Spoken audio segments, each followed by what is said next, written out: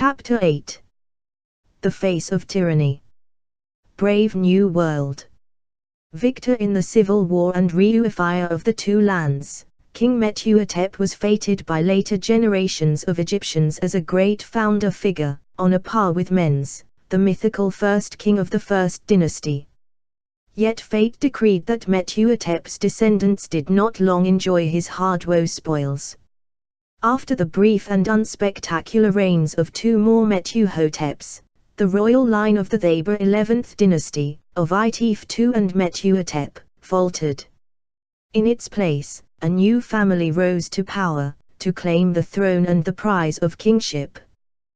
The 12th dynasty, 1938–1755, was the most stable line of kings ever to rule over ancient Egypt. For a period of 180 years, 8 monarchs, representing 7 generations of a single family, governed the two lands. Under their firm control, Egypt prospered materially and culturally. It was the golden age of ancient Egyptian literature, when many of the classics were composed. Craftsmanship reached new heights, with craftsmen creating the most exquisite jewelry to survive from the ancient world. Egypt's reach and influence were extended more widely than ever before, and in new directions, embracing the Aegean, Cyprus, and Anatolia as well as the Red Sea coast and Euboea. And, above all, the Nile Valley and Delta themselves were reordered into a unified, well-regulated, and efficient country, a restructured state to banish the recent divisions of civil war. This description of the 12th dynasty is factually accurate. Yet it is misleading in one crucial respect: it signally fails to capture the prevailing mood of the period. Literary works focus on uncomfortable themes such as world weariness, dispute between a man and his soul, national upheaval, the admonitions of Ipuwer, and regicide, the instruction of Amenhotep for his son. The glowing picture of Middle Kingdom civilization that finds favor in some histories of ancient Egypt is jarringly at odds both with writings from that time and with the evidence for internal politics and government. From its very inception, the 12th dynasty set out to change the way Egypt was ruled and the way society was organized. It was a utopian vision, or dystopia, depending on your standpoint, of absolute order, underpinned by a rigid bureaucratic framework and by the suppression of all dissent. In the business of government, the kings of the 12th dynasty displayed a ruthless streak, entirely in keeping with the policies of their old kingdom forebears. In their determination to establish rock-solid internal security, they outdid all their predecessors, deploying sophisticated propaganda alongside brute force, subtle persuasion backed up by terror tactics. Beneath the outward show of glittering high culture, darker forces were at work. The prevailing tone of 12th dynasty rule was established at its outset. Given that the founder of the new royal line was a commoner by birth, it is scarcely surprising that the official record does not document the manner of his accession. But there are enough hints to suggest the likely course of events. The last king of the 11th dynasty, Metuhotep IV, 1948–1938, was the namesake of the great reunifier but seems entirely to have lacked his leadership qualities. He had inherited his forebears' strongly Thaber outlook, but not his wider ambitions. Provincial by nature as well as by background, he left no major monuments. The principal accomplishment of his short reign was to dispatch a quarrying expedition to the Black Mountains of the Wadi Hammamat, to bring back a block of stone for the royal sarcophagus. Details of the expedition were recorded in 4 inscriptions, cut into the quarry face. Although they pay due reverence to the king as the mission's sponsor, and wish him, insincerely, one imagines, millions of jubilees, they give the credit for the expedition's success to its actual leader, and the man behind the inscriptions, the member of the elite, high official, overseer of the city, vizier, overseer of officials, lord of judgment, overseer of everything in this entire land, the Vizier Amenemhat I. The next time we encounter a man named Amenemhat in high office, he is Lord of the Two Lands and son of Ra, the founder of the 12th dynasty.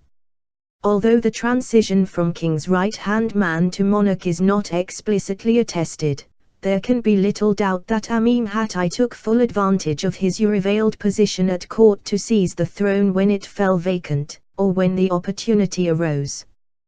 There are strong indications that the new dynasty came to power in lawless times, by means of a coup d'état rather than by peaceful succession.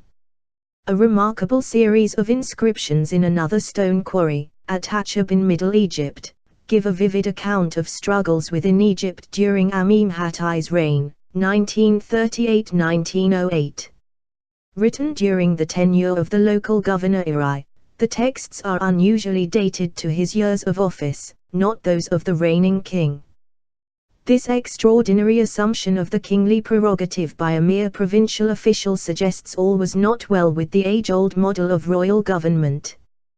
The inscriptions themselves tell of rebellion, famine, plunder, invading armies, and civil strife. And at the heart of the unrest was the palace itself. I rescued my town on the day of fighting from the sickening terror of the royal house too. There is no more chilling reference to tyrannical monarchy in all of Egyptian history. Amenemhat I had chosen his Horus name well.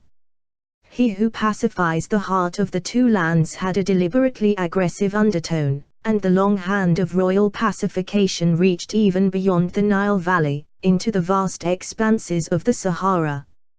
An experienced desert huntsman and overseer of the western desert named K was called upon to lead a counterinsurgency operation, to seek out and round up fugitives from the new regime.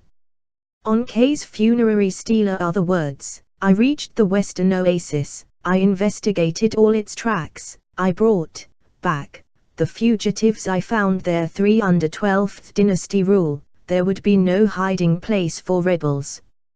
Yet opposition was not so easily crushed. The king seems to have faced attack from several quarters, including internal dissent along Egypt's two banks. A funerary stele from the time refers to a naval campaign along the Nile and a dawn raid against a landing stage, while the contemporary inscription of the regional governor Qumhotep I, in his tomb at Bai Hassan, alludes to the same mission. "I sailed with His Majesty to the south in 20 cedar ships. Then he returned, kissing the earth, for joy, because he had driven him from the two banks." For the foe is deliberately left unnamed. Inscribing his name in sacred hieroglyphs would have given him the possibility of eternal life, but he was clearly a homegrown rebel, perhaps even the last king of the 11th dynasty or one of his adherents. Moreover, the reliefs in Qumhotep's tomb, and the tombs of his immediate successors, show Egyptians attacking fellow Egyptians in full-scale urban warfare, unprecedented scenes in deeply unsettled times. Eventually, the king's forces triumphed, and Amenemhat I lost no time in appointing his loyal lieutenants to key posts in the administration.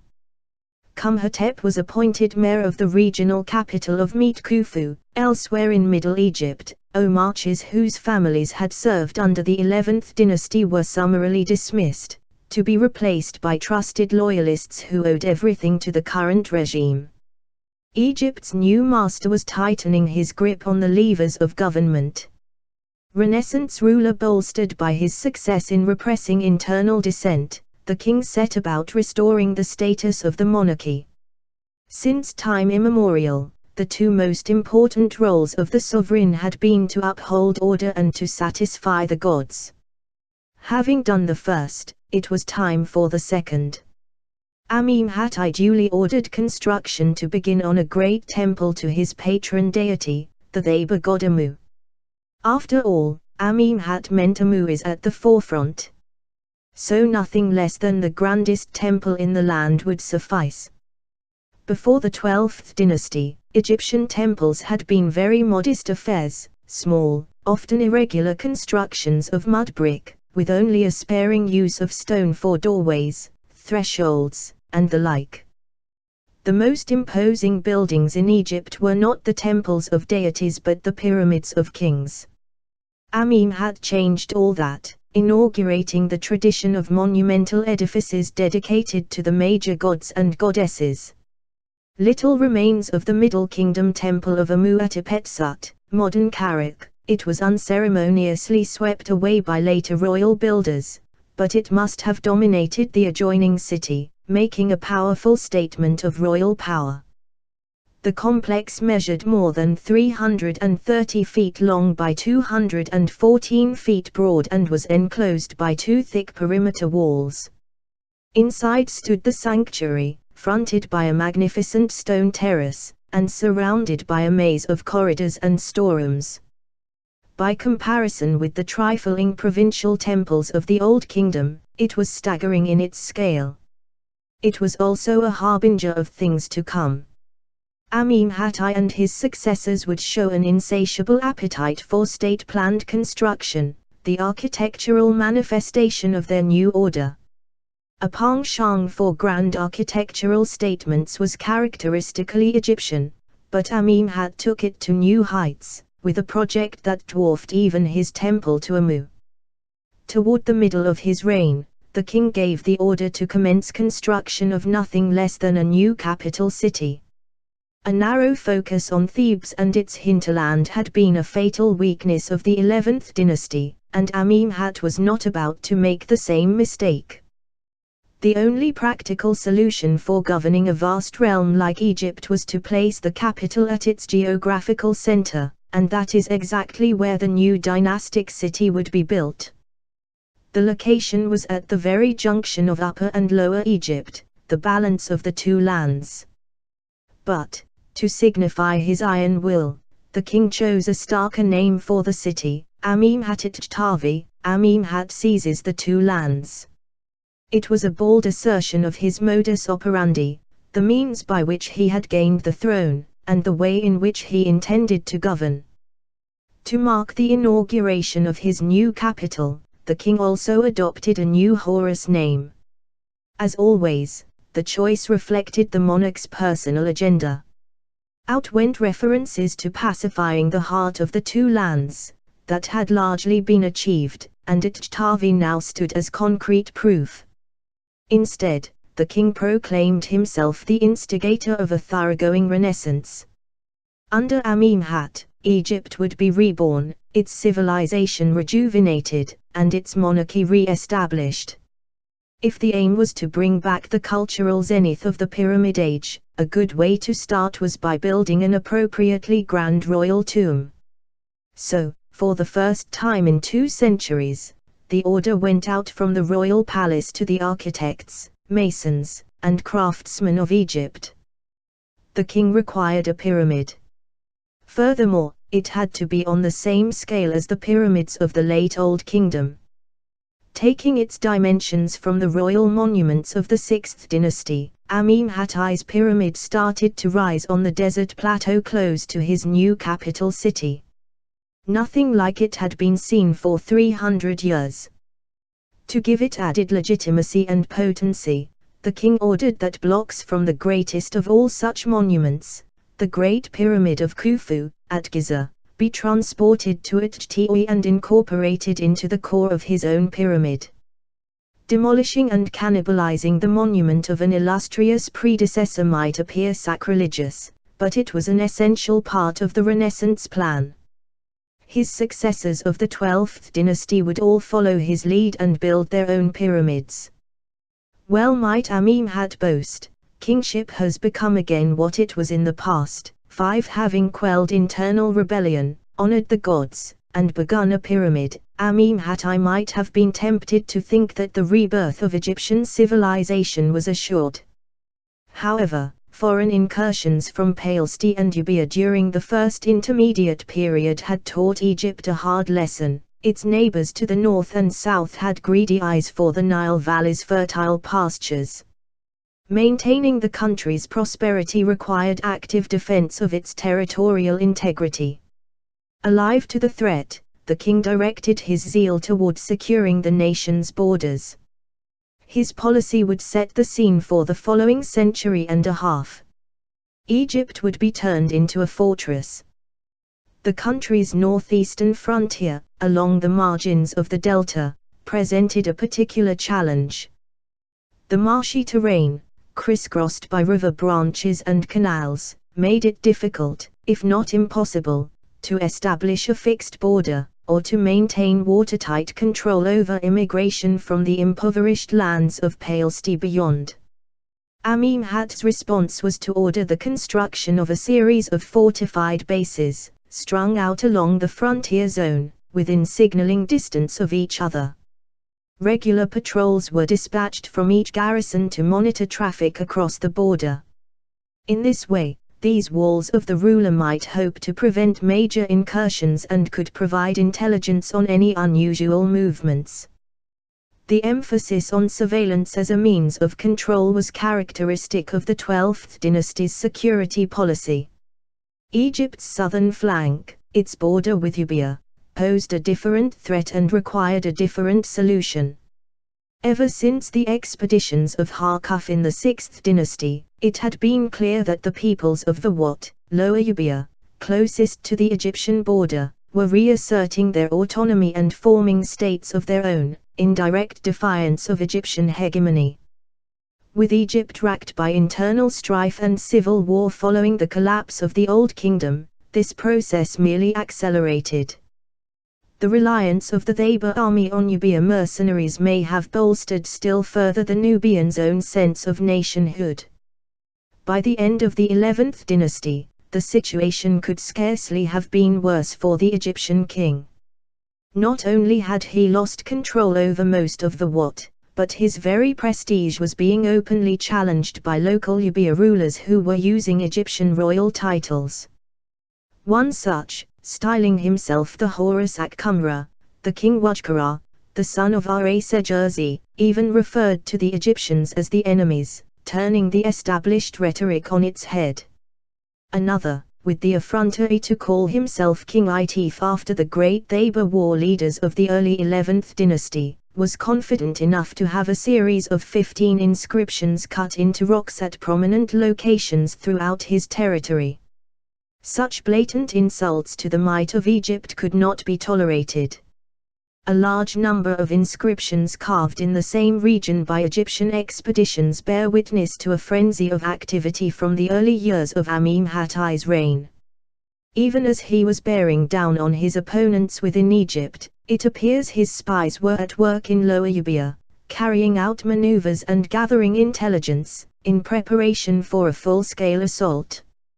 After 2 decades of preparations, during which order was restored at home, Egyptian forces regained control of the key site of Bah, at the foot of the Second Nile Cataract, and started to turn it into a fortified base, to use as a springboard for military campaigns. By Amenhotep's 29th year on the throne, everything was ready. An expeditionary force led by his trusted vizier Itfiqua arrived from Egypt to overthrow the Wat.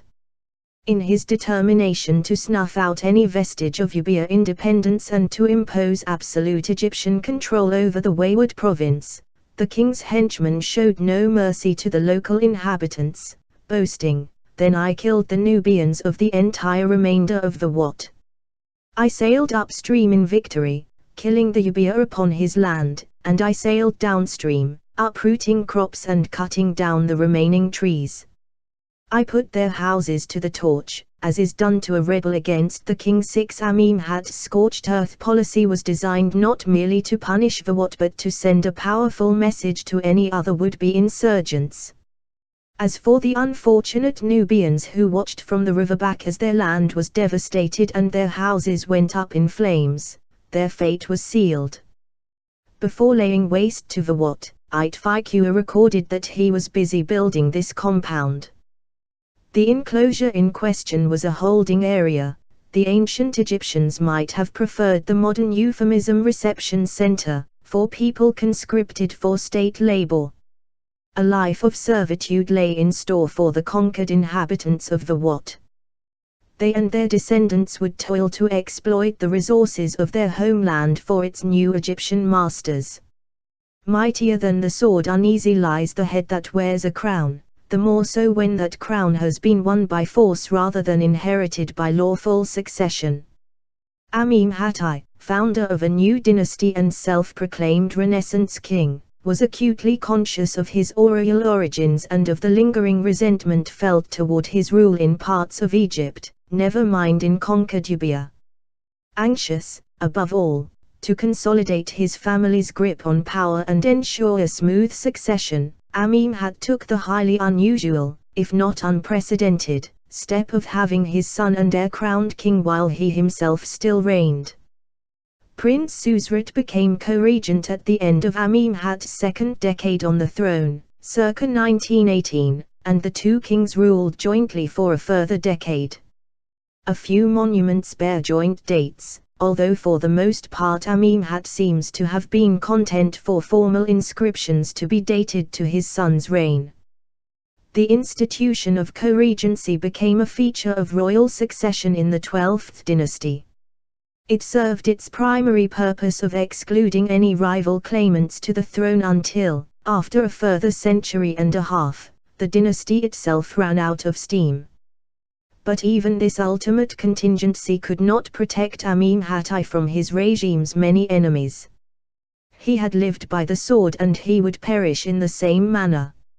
A remarkable and unique text composed after his death has the dead king, like old Hamlet, recalling the manner of his assassination to his son and successor. It was after supper and night had fallen. I was taking an hour of rest, lying on my bed, for I was weary. My mind was beginning to drift off, when weapons, meant for defense, were turned against me. I was like a snake of the desert. I awoke at the fighting and found it was the guard about to strike. If I had seized weapons there and then, I would have made the buggers retreat, but no one is brave in the night, no one can fight alone. 7 Thus did the first tyrant of the 12th dynasty meet his fate. But with a co-regent already on the throne, the desperate assassins had made a terrible miscalculation. In place of the father, the son assumed full power and lost no time in continuing the same policies, but with an added twist. Where overt oppression had failed, subtler methods would be deployed to win the battle for hearts and minds. Commissioning a work of literature on the theme of his father's regicide was a bold step for Susret. It threatened the very ideology of divine kingship and broke a powerful taboo against discussing crises in public. But Susret and his advisors were playing a clever game. They realized there was more to gain by publicizing the murder than by trying to hush it up. Back in the days of the Civil War, provincial leaders such as Aktifi had used tales of crisis to emphasize their good deeds and legitimize their power. Now the political thought of the first intermediate period provided the foundations for the ruling ideology of the 12th dynasty. By presenting the assassination of Amenemhat in literary form to the elite of the royal court, the very individuals who posed the greatest threat to the king's life, Susret gave himself the perfect excuse for a crackdown.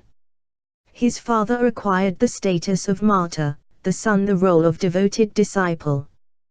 Before the 12th dynasty, the Nile Valley had produced scarcely any literature worthy of the name. Ever practical, Egyptian society had had little time or space for mere wordsmiths. Now, Susret realized, poets and authors might prove just as potent as army commanders. The flowering of literature in the 12th dynasty ranks as one of the greatest cultural achievements of the Middle Kingdom. The works composed for the royal court, some of them undoubtedly at the king's personal behest, are classics, dealing with complex themes and powerful emotions, but all in the service of the royal house. Amenemhat had explored the possibilities of propagandist literature early in his reign, presenting himself in the prophecies of Nefertiti as the savior of Egypt and the champion of cosmic order following a period of distress and calamity. A king will come from the south, Ameni, the justified, his name. Then order will return to its proper place, and chaos will be driven out. 8. Suzretai's literati perfected the art with the composition of the outstanding masterpiece of ancient Egyptian literature, the Tale of Sayuhi. It is a fictional story of a courtier who flees Egypt on hearing of the assassination of Amenhotep. Sayuhi finds refuge at the court of a Palestinian ruler and achieves both wealth and fame in exile. But as his life draws toward a close, he longs to return to Egypt, to embrace everything it stands for, and to be reconciled with the king, its supreme embodiment. May the king of Egypt be satisfied with me, that I may live at his pleasure. May I pay my respects to the mistress of the land who is in his palace, and hearken to her children's bidding. Then my limbs will be rejuvenated. 9. The popularity of Sayuhi, which was read and reread for centuries after its composition, is due to its literary brilliance, its narrative flair, and its emotional impact. But the underlying theme of loyalty to the monarch is inextricably interwoven, running as a subliminal thread through the story. As a work both of literature and of propaganda, Sayuhi is exemplary. A rather more blatant example of political literature, the loyalist instruction, made loyalty to the king the guiding commandment for righteous living, urging all Egyptians to worship the king within your bodies, be well disposed toward his majesty in your minds. Cast dread of him daily, create jubilation for him every instant. And, just in case that exhortation fell on deaf ears, there was a chilling reminder of the surveillance state to back it up. He sees what is in hearts, his eyes, they search out everybody. 10. But despite this onslaught of textual injunctions to support the monarchy, the political unrest that had destabilized Egypt during Amenhotep's reign flared up again.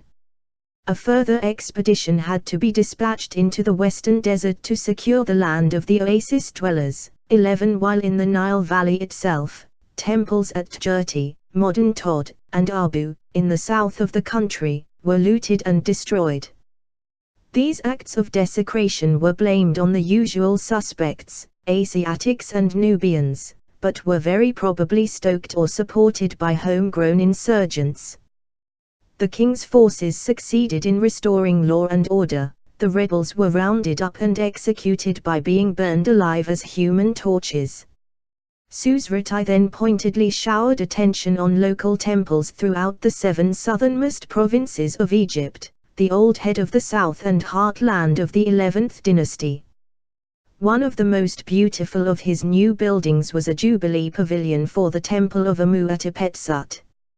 Its delicate reliefs, in fine white limestone, show the king and god embracing, a visual metaphor for the regime's avowed legitimacy.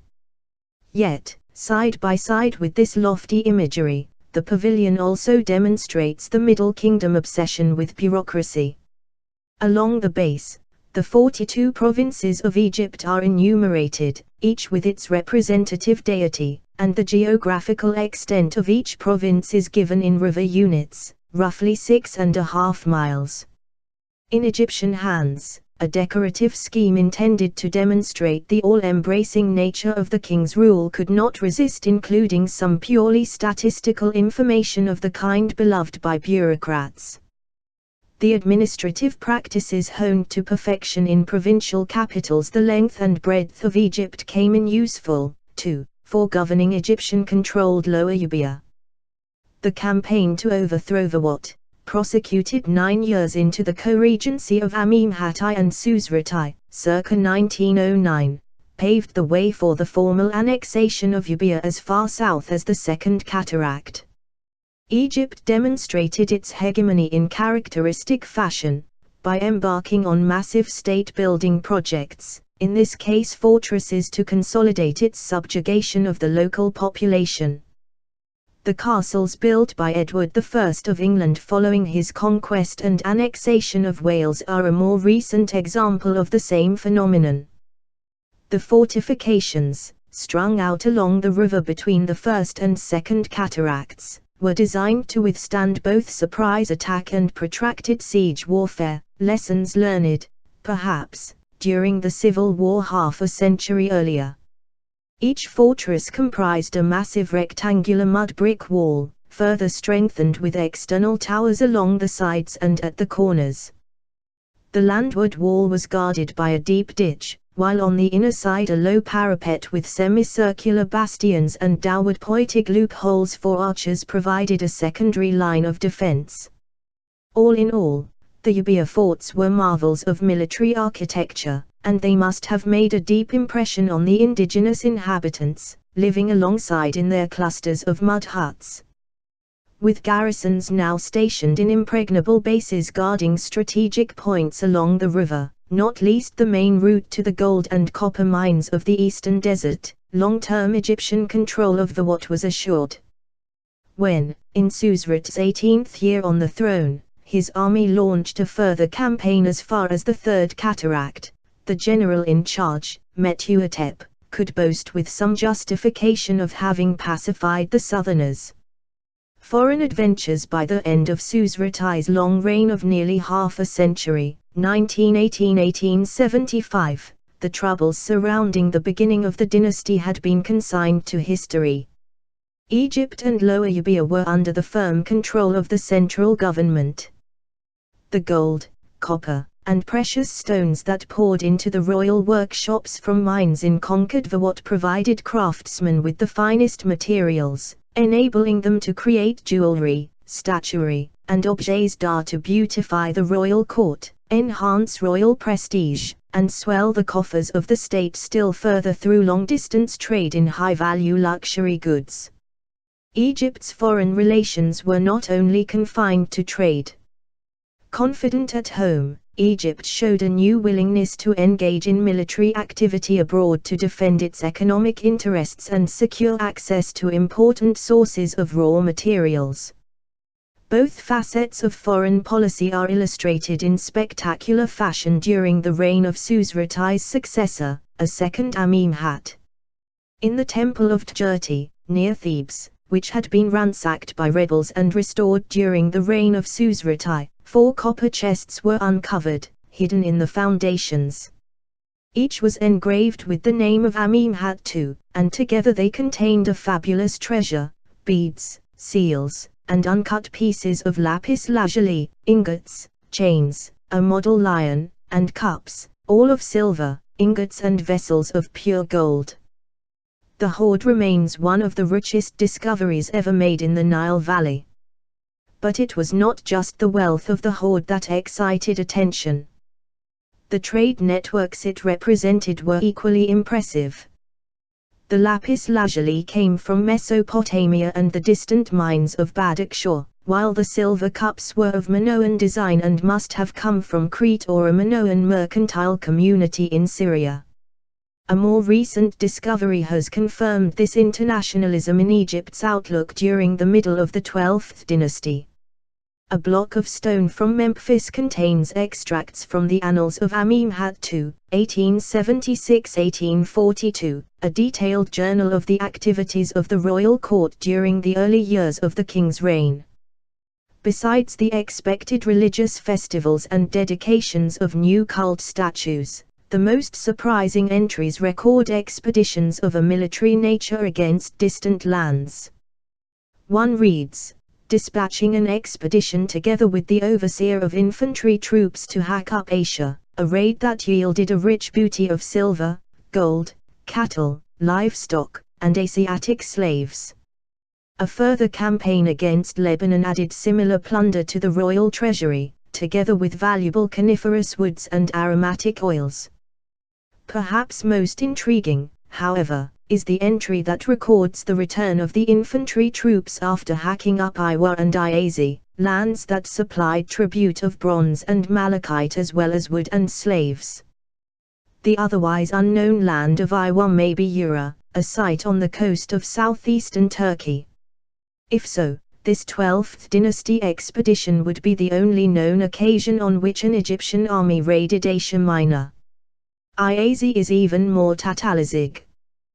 The fact that it supplied 2 copper-based materials, bronze and malachite, and the writing of the Placeum itself, leads to the conclusion that Iazi is probably Cyprus. Under Amenemhat II, Egypt was evidently a major player in the power politics of the Eastern Mediterranean, a full 350 years before the establishment of a formal Egyptian empire in the Near East. According to the annals, the human cargo brought back from these foreign adventures numbered thousands of slaves. Their forcible resettlement in the Nile Valley, to work on crown lands and take part in state-building projects, changed profoundly the ethnic balance of Egypt's population, with long-term, unforeseen consequences. A significant concentration of Asiatic transportees ended up building and servicing the town of Kahu, founded by Amenemhat II's successor, Susret II, to house the personnel attached to his nearby pyramid. In its strict grid layout, functional zoning, and demarcation of residential quarters by social class, Kahu represents the zenith of centralized planning and the epitome of the structured view of society so favored by the 12th dynasty. Within the massive rectangular enclosure wall, designed as much, we may suspect, to keep people in as to protect them from unwanted intruders, the town was divided into two unequal sections. In the more spacious area lived the senior bureaucrats in their impressive villas, conveniently located for easy access to the town's administrative headquarters. On the other side of the divide, in much more cramped conditions, row upon row of small barrack-like dwellings, separated by narrow alleyways, housed the town's workforce. It was a bold architectural reflection of the them and us attitude so typical of ancient Egyptian officialdom. And in Kahu, as in occupied Vawat, a compound where people could be held under restraint was an essential element in the infrastructure of state control. Indeed, the fact that the 12th dynasty kings followed very much the same policy in Egypt as in conquered Nubia speaks volumes about their worldview. Resources, human as well as material, native as well as foreign, were there to be exploited for the benefit of the crown. People were merely another commodity, to be shipped from place to place according to need. Just as the industrial processes of baking, brewing, and craft manufacture could best be accommodated in regimented barrack-like workshops, so the workforce could be housed in similar fashion. Wherever 12th dynasty settlements are encountered, whether in the Nile Delta or in Upper Egypt, they display the same rigid design.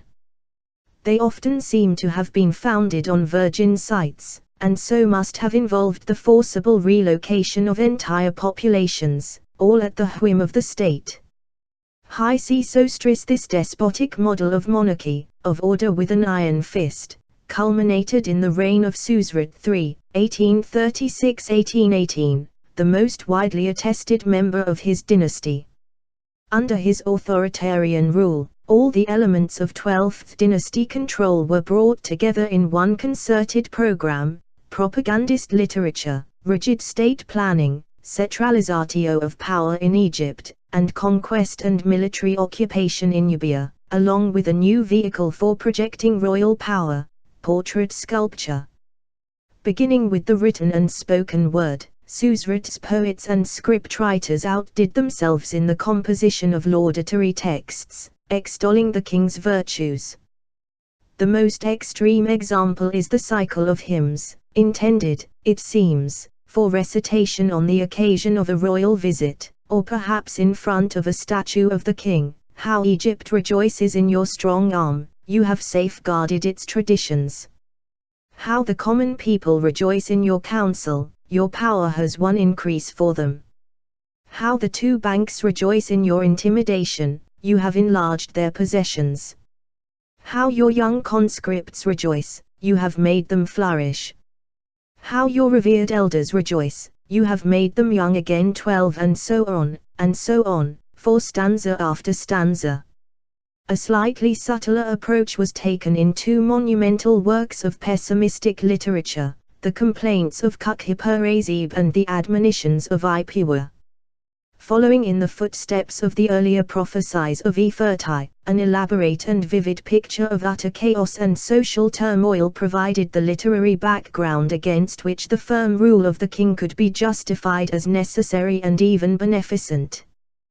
These highly refined compositions played on the Egyptian mindset, which, molded by the precarious balance of existence and the sharp dichotomies of nature in the Nile Valley, flood and drought, day and night, fertile land and arid desert, saw the world as a constant battle between order and chaos.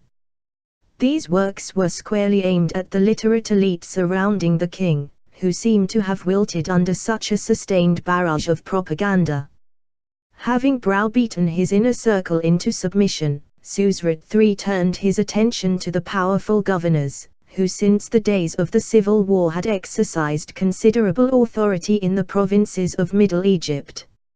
In theory, of course, every individual held office at the king's discretion, and it would have been perfectly possible for Suzerain simply to dismiss the Omarches and refuse to appoint successors.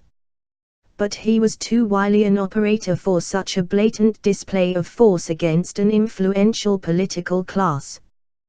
There was no point in risking a reawakening of the dissent that had marred the early years of the 12th dynasty, not when an alternative course of action presented itself. His chosen policy was ruthless, calculated, and brilliant. He neutered the Omarches, and their potential heirs, under the guise of promoting them.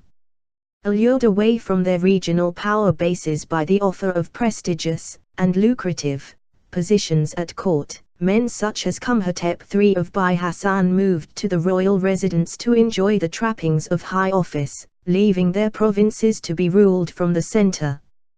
Within a generation, Omarches had disappeared from the Egyptian political scene.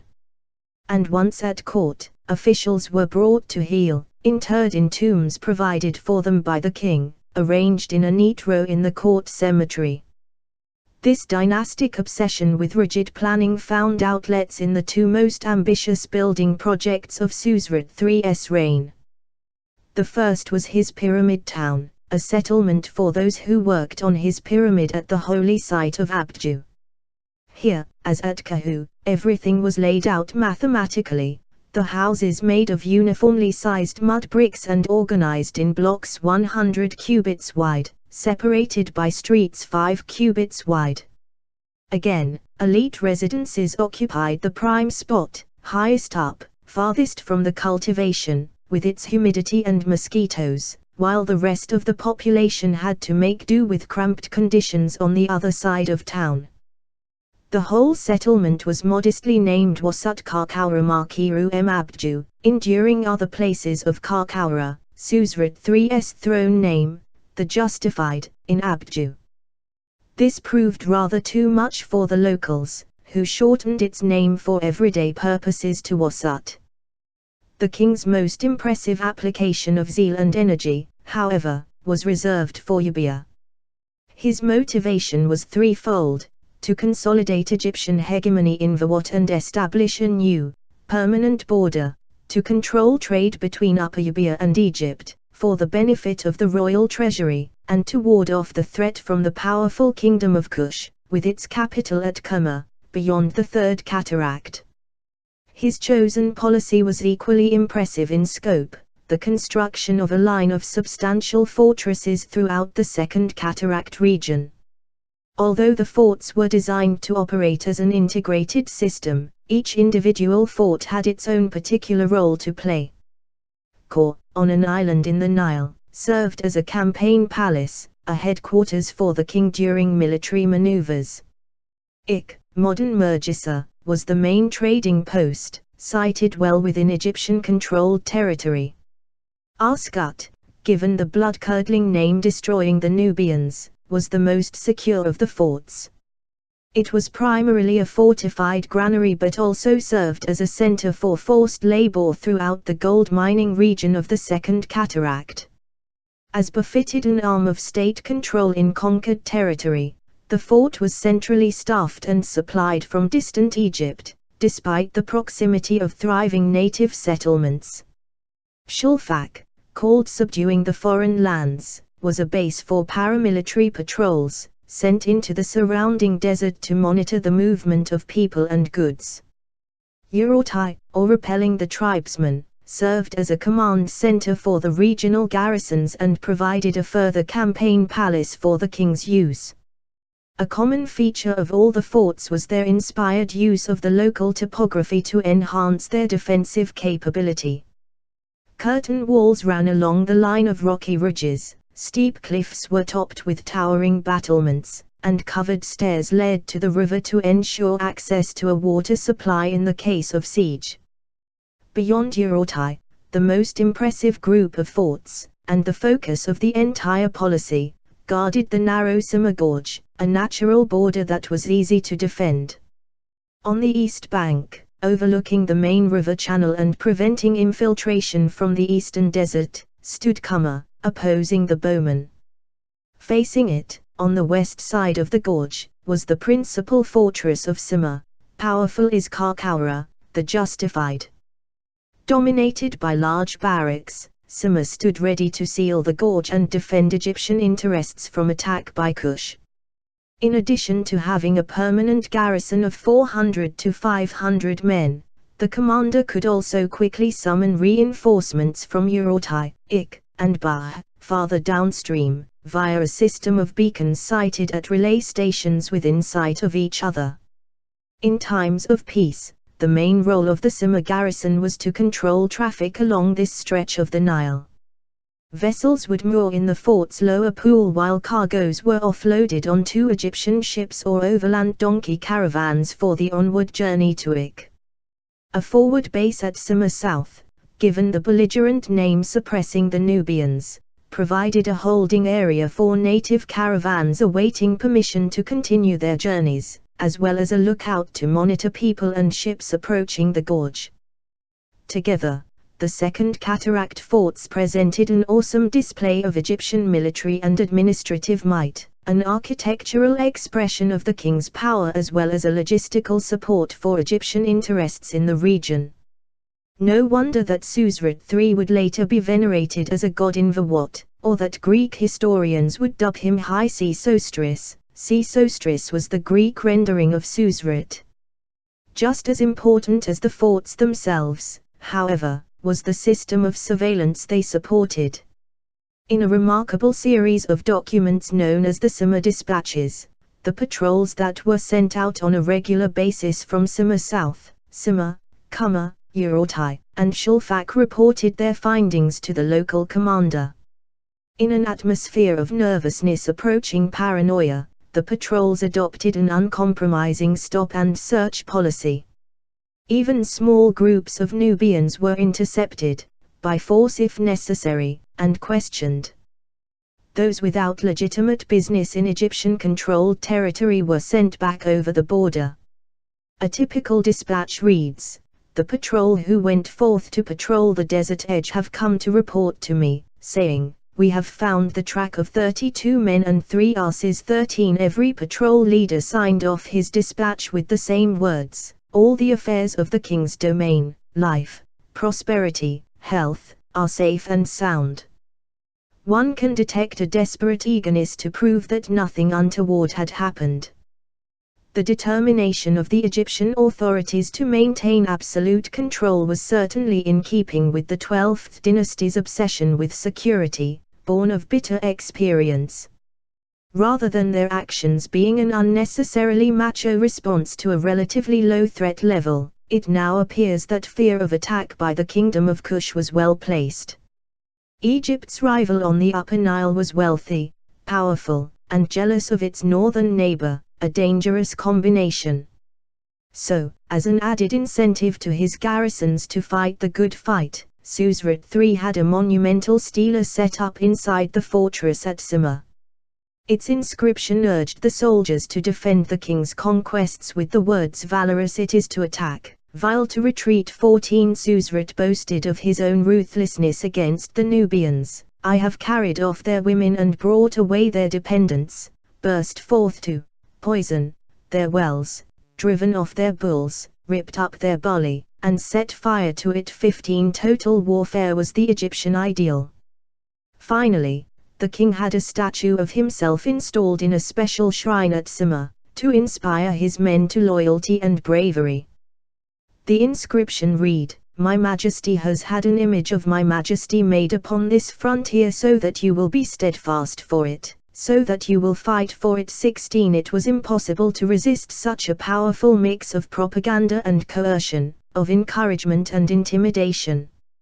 Indeed, one look at a typical statue of Suzerain III would have been enough to convince any soldier to do his duty. Never before in the history of ancient Egypt had a king used sculpture so effectively to project so terrifying an image of royal power. Suzerain III's statues, and there are many of them, have a deeply unsettling effect. The torso is always taut, muscular, and virile, presenting the ideal of youthful vigor beloved of Egyptian kings. But it is the face that haunts the viewer, bulging eyes under hooded lids, sunken cheeks, a brooding downturned mouth. This radical departure from the conventions of royal portraiture is at once mesmerizing and terrifying. His is the true face of tyranny. Add into the effect are the outsize ears, their message being that Suzerain was the all-hearing monarch. Those who spoke out of turn were likely to regret their indiscretion. The 12th dynasty police state continued under the king's iron grip for another half-century after Suzerain III. His successor, Amenemhat III, 1818–1770, favored a meaner style of portraiture alongside archaic forms of sculpture, designed to underline the antiquity of kingship.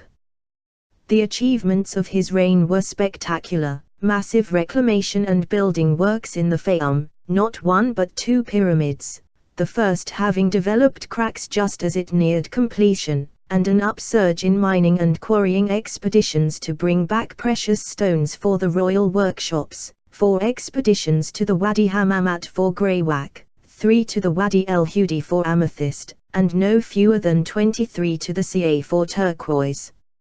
In cultural terms, his reign marks the high point of the 12th dynasty. Fueled by Euboea gold, trade with the Near East prospered, too.